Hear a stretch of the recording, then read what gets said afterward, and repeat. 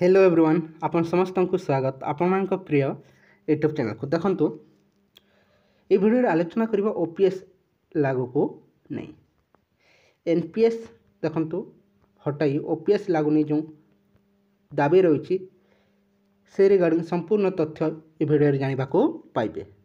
OPS लागू हेबा द्वारा क्यों कौन बेनिफिट मिलबा को जाउची जहाँकि संपूर्ण तथ्य आपण आसतु आलोचना करिबा। ता सहित आलोचना करिबा आउटसोर्सिंग कर्मचारी केते जल्दी सरकार तरफ देखो खुशी खबर आसवा जाऊँगी से रिगार्डिंग मत संपूर्ण आलोचना करिबा जहाँकि गाँ साथी प्राणी मित्र कृषि मित्र ता सहित विभिन्न इलेक्ट्रिक डिपार्टमेंट देखिए आप जहाँकि ता सहित जलसंपद विभाग में आउटसोर्सिंग कर्मचारी गुड़िक रही समस्त विभाग आउटसोर्सिंग कर्मचारी केते जल्दी खुशी खबर आसवा जाऊँगी संपूर्ण तथ्य आप भिडियो जानवा पाइबे। ता पूर्वर चैनल न्यूज करते निहाती चैनल को सब्सक्राइब कर दिंतु भिडियो को लाइक शेयर करने को जमार भूलु नहीं। देखंतु समस्त कर्मचारी चाहि रही पुराना पेंशन केबेठारु लागू हेबो। एनपीएस देखंतु हटाई ओल्ड पेंशन लागू में देखंतु सबु समय देखंतु कर्मचारी दाबी करि आछंती सरकार को पाखरे। आसंतु कौन सब रही से सब को नहीं मत संपूर्ण देखी नबा। देखंतु पुराना पेंशन स्कीम को नहीं आसिला नुआ अपडेट लागू हेबो कि नहीं जानतु। ओल्ड पेंशन स्कीम अपडेट पुराना पेंशन स्कीम को नहीं आसिला बड़ खबर जानतु देश रे लागू हेबो कि नहीं। वर्तमान एनपीएस लागू होई अछि। एनपीएस हटाई देखंतु ओपीएस लागू पई समस्तकर मुख्य दाबी रही अछि। दीर्घ दिन धरी देखंतु केंद्रीय कर्मचारी माने पुराना पेंशन स्कीम पुणी थरे लागू करबा पई दाबी करी आसुथिले मध्य वर्तमान पर्यंत से माने सरकारक ठाउ निराश छड़ाओ किछि पाई नाहंते। देखंतु समस्त कर्मचारी जाकि ओपीएस लागू पई सब समय सरकार पाखे दाबी जणाई आसुछंती किंतु सरकार चुप रही आसुछंती कौन से मध्य खुशी खबर आनी पारु नाहंते जाकि ओपीएस लागू को नहीं।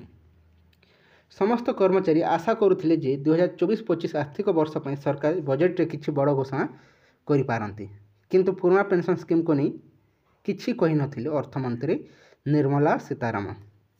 वर्तमान कर्मचारी माने मध्य अनुभव करने आरंभ कर पुराना पेंशन योजना को नहीं सरकार को मनोभाव सकारात्मक नुहे। 2004 सकारात्मक पुराना पेंशन को देखो संपूर्ण रूप बंद कर देथिले।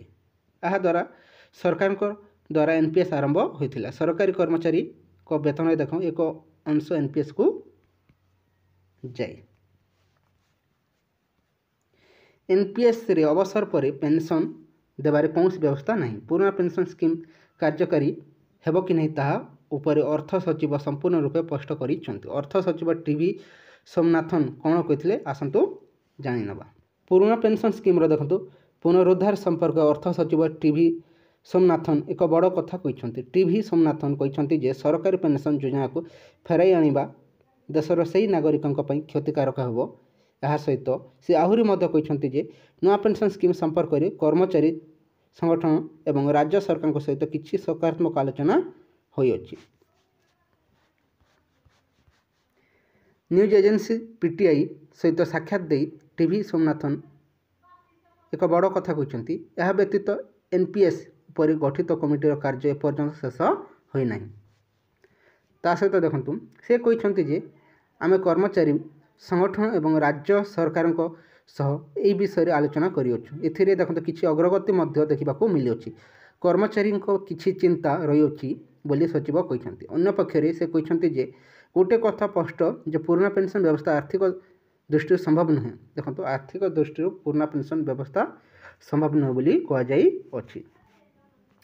युवक मान को रोजगार दिया जिवो अर्थ सचिव टीवी सोमनाथन आहरी मध्य कहते जे देशर युवक मान को नियुक्ति देवा पई सरकार हजारे शिल्प तालीम प्रतिष्ठान को आधुनिकीकरण करने को मध्य चिंता करछंती।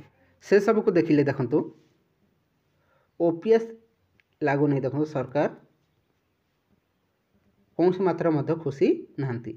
जो एनपीएस लागू रही ताकू नहीं किसी देखो परिवर्तन मध्य करा जाय पारे किंतु ओपीएस लागू नहीं देखो एपर्यंत कौन खुशी खबर मिल पारि ना किंतु आशा करा निश्चय देखो कर्मचारी द्वारा समस्ते जदि एकत्रित हेबे एवं सरकार को निजर दाबी जणाइबे निश्चय किछि ना किछि खुशी खबर आसबो मध्य ता सहित देखो आउटसोर्सिंग कर्मचारी प्रकृत में केबे सुधा देखो खुशी खबर आसवाक जाऊँगी। विभिन्न ओडिशार विभिन्न विभाग में देखो आउटसोर्सिंग कर्मचारी कार्य कर समस्त आशावादी रही निश्चय सरकार बहुत शीघ्र समस्त खुशी खबर आणवे जहाँकि गाँव साथी प्राणी मित्र कृषि मित्र देखो बैंक मित्र ता सहित ईसी मेम्बर मिशन शक्ति विभाग में देखो सीआरपी एमबीके ता सहित इलेक्ट्रिक विभाग जल संपद विभाग विभिन्न विभाग में देखा पाइबे आपंकर आउटसोर्सिंग कर्मचारी समस्ते निजर हक पाइबापी सरकार को निजर दाबी जन यथाशीघ्र समस्त खुशी खबर आसी जाऊ बोली किंतु देखा जो प्रकृत कौन सब होबे सुधा देखो समस्त खुशी खबर आसूँ समय आसिले जना पड़े किसी इनफर्मेशन रही है जब भल लगी वीडियो को लाइक कर दिंतु ता सहित सांग सेयार कर दिंतु। Thank you for watching.